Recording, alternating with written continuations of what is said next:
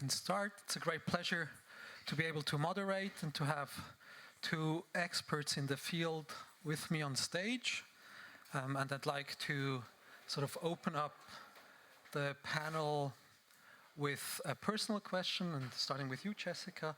Can you tell us a little bit about your journey that led you to discover DAOs and actively contribute to them in your role at Aragon? Yes, very happy to. Hi, everyone. I'm Jessica. I work at Aragon. I lead the Aragon Foundation. And my journey to finding DAOs was actually really bumping into a problem with large-scale digital infrastructure. My career is in tech policy, and I specifically worked at Facebook for a few years. And I was working at Facebook at a time when a lot of the kind of fact-checking and censorship measures were put into place. And it was an interesting time to be at the company, and I worked with so many incredible, well-intentioned people, and there were so many kind of layers of processes to make these kinds of decisions of like what kind of speech you allow on digital platforms or not, et cetera. But there came a time where the censorship started feeling very heavy-handed, and it started feeling as though there were pressures coming from outside of the company that were influencing basically the decisions that were made on the platform. And it dawned on me that these platforms, these large-scale platforms, because they're owned through like a centralized ownership structure, would always be fragile, would always be exposed to vulnerabilities and the possibility of influence. And when you have infrastructure that connects billions of people literally around the world, and you have these centralized points of failures, there's just a limit to that. And so I took some time off and I started researching what I would do next in my career. Crypto was interesting, and I came across Aragon specifically. And when I learned about Aragon and I learned about DAOs, I was like, oh, from like an infrastructure standpoint, if you slide, blockchain governance under these kinds of platforms and in these kinds of systems, that can help remove these centralized points of pressure and these centralized points of failure and make these systems more resilient and more robust and give power back to the people. And so I joined Aragon. I applied to be a social media manager. I worked at Facebook, I can do social media, and it went from there, and we've been working on this challenge ever since, and we're still working on the challenge of building the technology to allow organizations to decentralize the control over their protocols, their assets, their processes, and kind of mitigate risk and give power back to their stakeholders and users in that way. Thank you very much. So basically from big tech to decentralized tech, if I can summarize it that way. Now, also to learn a bit more about Romedi, your background is the law, and specifically financial market law, and then blockchain. And I think, the blockchain has a closeness to DAOs, financial market law, not so sure. So I'm very interested in how you discovered DAOs and what sort of drives you to discover more of it. Yeah, so first of all, my story is less inspiring than the one that we just heard. I'm just a lawyer in fintech. We had a lot of blockchain projects, and actually DAOs, they came up maybe in 2016, but really the big part of the blockchain projects that had governance and DAOs, that was only after probably the collapse in 2018 of the markets, 2017, 2018, or before 2017 when there was the ICO hype, everyone sold tokens with no value, governance right, anything attached. And then we had the crash, and the investors realized, well, we actually want something for our money. And that's why in 2018 we then had a lot of projects that tokenized real-world assets, so where you have a claim to a certain asset. And the other big chunk of projects was that we had governance tokens, so tokens that gave you governance in a specific project. And that brought me to the DAOs, because that was very new that you had this token and you could vote with it. And we had to ask ourselves, hey, what is this actually? And that's the first time that we realized, hey, it could actually be a simple partnership. Could it qualify as another kind of company, whatever? And we had to think it through and come up with different structures, how we best structure these DAOs. So. Okay, so basically giving token holders tangible rights. This is what drove you into DAOs, and then being creative with the law at that point. Now, I mean, it's interesting to see from which angles that you entered this industry, and Aragon is providing services and tools for DAOs, and is itself also a DAO. Can you tell us a bit more about that and how crucial it is that if you sort of sell services and tools to DAOs, that you're organized that way? Yes, absolutely. So Aragon builds DAO tooling. We build a full stack solution. So we have a smart contract, like a DAO protocol that allows organizations to deploy governance systems on chain, and then like an application layer so that anyone can participate and vote, etc. So we build those solutions end to end.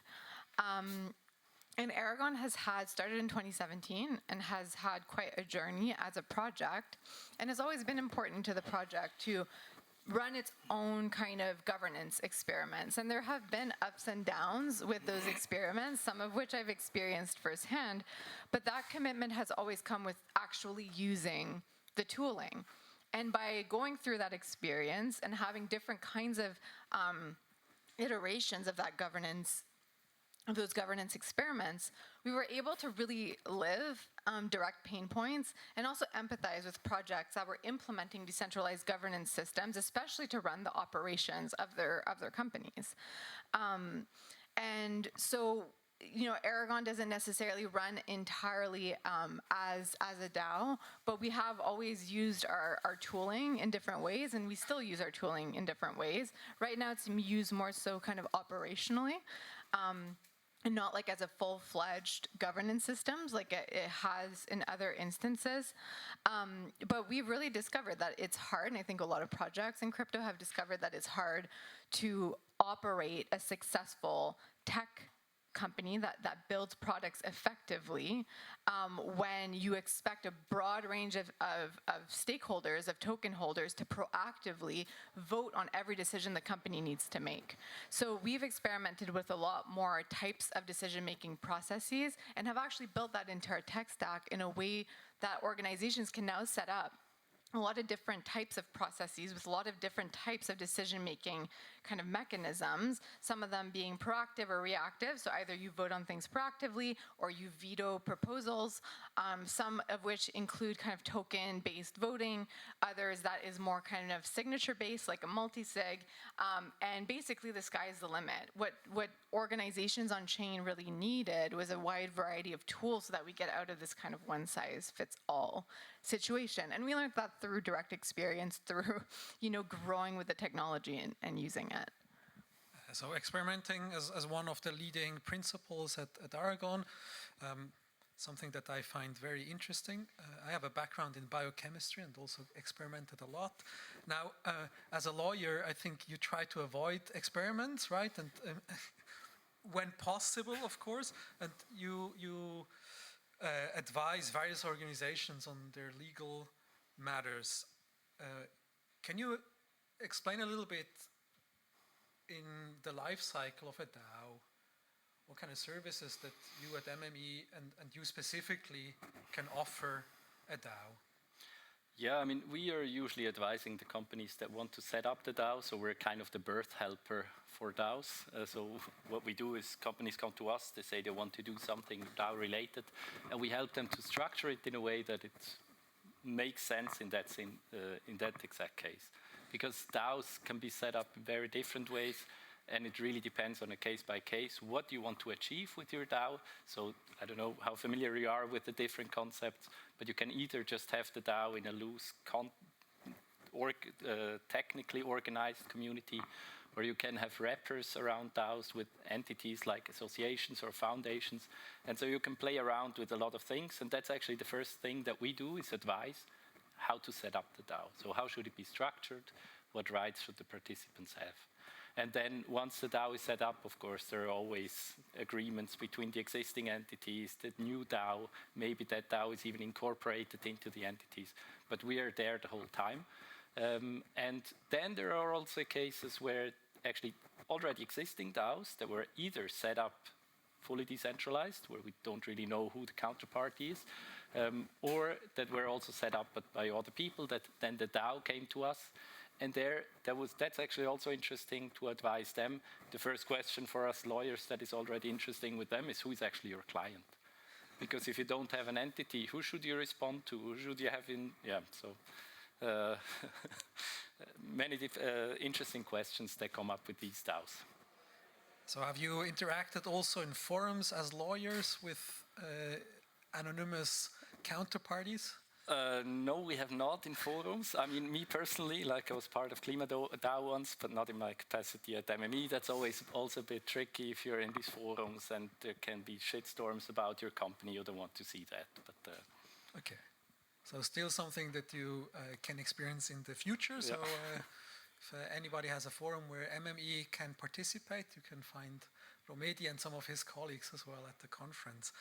I'd like to follow up a little bit that basically, if we look at DAOs as organizations, they can go, normal organizations can go bankrupt, they can be bought.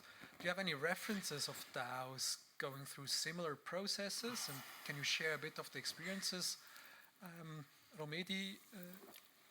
It's again, I mean, we have advocacy secrecy, so I will keep this on an abstract level. So when you talk about going bankrupt, I mean, traditional companies, they can go bankrupt and then they're deregistered as at the end from the commercial registry.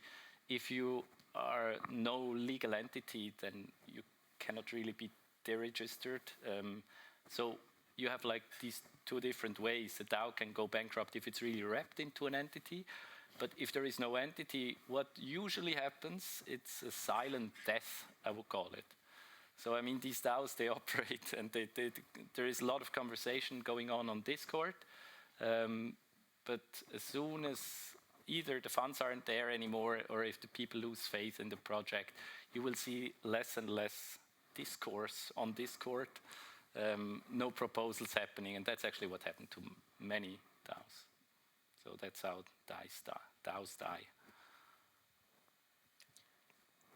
I just want to make an interjection quickly, because I've just heard kind of like the forum participation, the Discord participation, and I think that's like a misconception that's come up around DAOs, or like a point of confusion where people conflate the kind of social layer aspects of DAOs and decentralized decision making, where different stakeholders discuss different issues on open forums, which is an interesting and like valid, decision-making mechanism, let's say, or like consultation mechanism.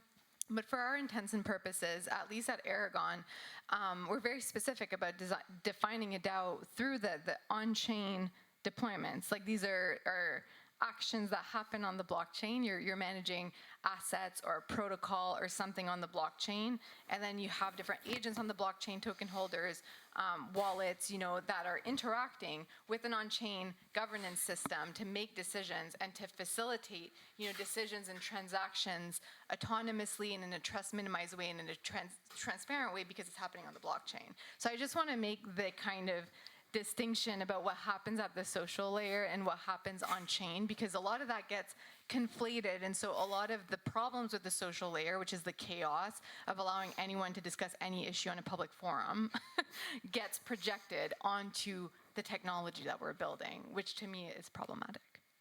Can you elaborate a bit more? So I see the chaos that is happening in the discussions. At the same time, usually the decision-making processes are also permissionless. Everybody can. There are protocols, of course, but everybody can start proposals, and the discussions that then happen on the social layer are, from my perspective, a mere reflection of the on-chain governance, or do you see that differently? It can be a part of the governance system as a whole. I'm just like making the distinction, that what the coordination that happens on the social layer often is defined as a DAO, and depending on how you define it, that can be captured, in the realm of a DAO.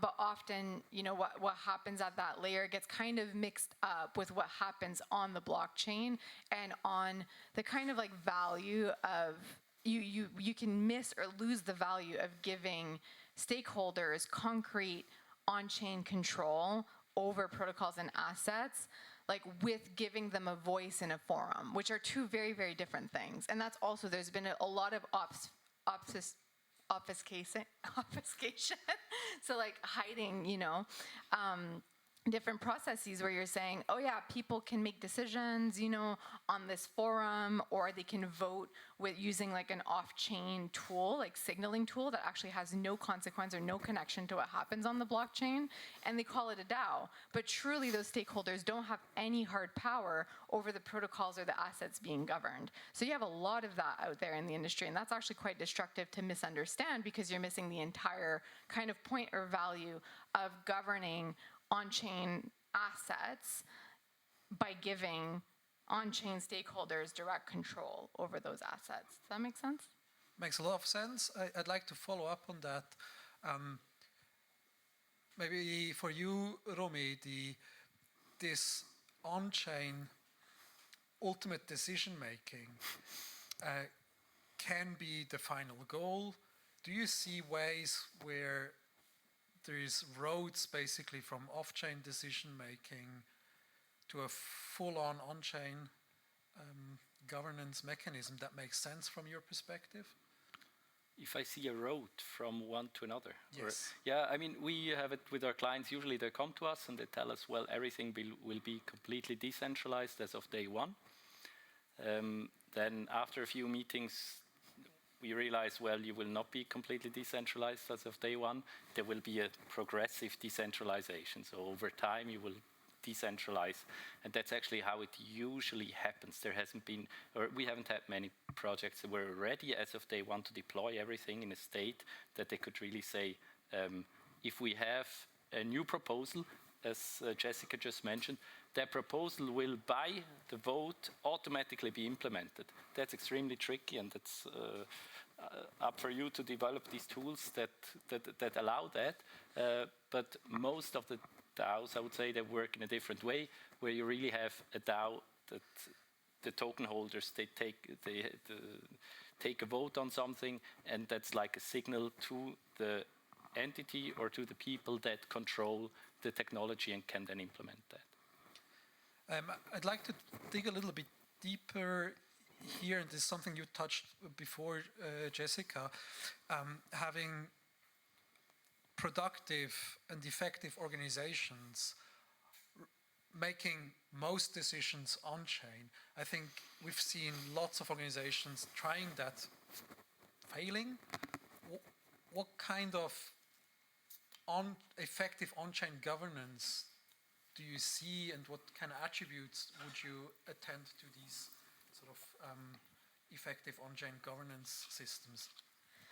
Yeah, that's exactly why we re-architected Aragon's full kind of tech stack from the protocol to the application to address this very issue. And we would define this kind of off-chain signaling that has no connection to an on-chain transaction. Like, we don't define that as a DAO because they don't, stakeholders don't have direct control. And so you have a centralized point of failure. It does nothing to address that central point of failure, and then, you're left with like legal enforcement mechanisms in courts, et cetera, potentially, but you're not necessarily, implementing the technology as it's intended to be implemented. But that said, there have been a lot of challenges and that's been in part like a failure of the tools and the tooling providers, where most kind of DAO infrastructure prior to Aragon OS X was one size fits all. So it's token holders vote on every decision proactively to pass it. So somebody needs to make a proposal, all the token holders need to vote, or the delegates need to vote, and that's just been proven to be ineffective over and over again, or dangerous. And some projects just don't want to give that kind of control away, and rightfully so, because there are security implications, etc. So what we've done is that we've allowed organizations to set up different kinds of processes on chain. So first of all, your protocol upgrades don't need to go through the same process as spending your treasury and making decisions on that, don't need to go through the same process as giving people, permissions to do certain things on chain. So you can divide the different types of decisions you have in one organization, and then you can add multiple stages to that. So you can say first, this body needs to approve the proposal. So you say, oh, there's a protocol upgrade, the developers need to approve the proposal. Then you can have a period where the token holders can veto. And then you could even have, like a review period for a group of lawyers to review the proposal and make sure it passes. And all those permissions are on chain. So adding the ability to divide the different processes, add different stages, and then add different bodies that can weigh in. Some of them are token holders, others aren't, and are more kind of like these councils or these boards. You're still decentralizing control by adding different stakeholder groups, but you're adding so much more flexibility in terms of how organizations can make decisions. And it's just much more realistic, and it also helps with this like progressive decentralization where you don't deploy a protocol and it's like, oh, anyone can buy this token on an open liquid market and decide to make some kind of critical upgrade. Like that's just very high risk and probably it's very dangerous. In some cases, for sure. So more modular systems, tooling that allows for different setups, if I summarize your statement correctly. Now, at the beginning, I made the remark that the room slowly was emptied, and I mean, there was a time in our industry where a panel with the title just DAO It would have filled this room and another room. Today, it's not the case. Today, probably meme coins or network states or whatever is right now being the hot topic would fill up a room. Any idea why this is the case? Romedi, maybe. Well, I mean, I think the expectations for the expectation towards DAOs, they were simply too high. At some point, people said, well, we'll not have any companies limited by shares anymore in the future. Everything will be run by DAOs. That simply didn't make sense. And I think DAOs really have their place where they are very good, where they make sense to implement, but there are also a lot of organizations, as we heard, I mean, there is a risk of an unfriendly takeover that can take place, so you have to think about that. And also in DAOs, I mean, I've had a client, they had 120 core contributors, and a month later they had 10 left because simply people were not interested in it anymore. And now imagine running a business where you lose where it's possible that you lose 90% of the staff within a month. I mean, you go bankrupt. Doesn't really make sense. So I think that's a bit the problem that DAOs have. But still, I see great potential. You just mentioned the network states, and I think that is one place where I really see the value of DAOs, and I also think that it's a great opportunity, especially in these times now where our nation states have more and more conflict with one another, go to war with one another. Then it's nice to have these DAOs formed as network states, even if they have a lot of legal issues, how they will ever be recognized. But I think that's a very nice idea. I'll just build on the idea that you mentioned in terms of DAOs just not really being what people thought they would be. There's so much idealism and ideology also behind DAOs, and I think people a lot of like strong opinions about how things should be done and look, and what that future would look like, and it just looked nothing like what people dreamed about.